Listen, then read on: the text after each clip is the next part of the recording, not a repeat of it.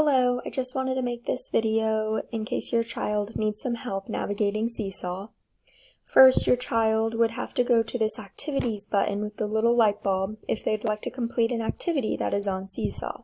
Once they click that button, they will get a screen that looks similar to this. It may be a little different because they have student access and I am the teacher, but very similar nonetheless.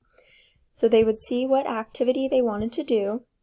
The title is right there, and then there's a few instructions if they want to read through it. However, there are also verbal instructions on some of the Seesaw activities that they can listen to. To start the activity, they need to hit Add Response here, and that will take them into the activity where they can complete it. Once they're done, they press the green check mark to turn it in. So that will be in the top right corner. And there's different tools once they're in that activity, so make sure you listen to the instructions to figure out how to use those tools. If the activity your child is trying to complete came from the Schoology choice board and is not a Seesaw activity, your child can show proof of that by clicking this button right here, this Add button. Once your child clicks that, they can post their work.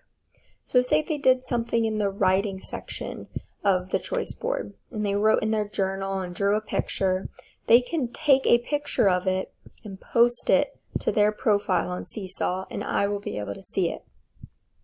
Maybe they have a question or are recording a video of them reading. This is what they can use to do so.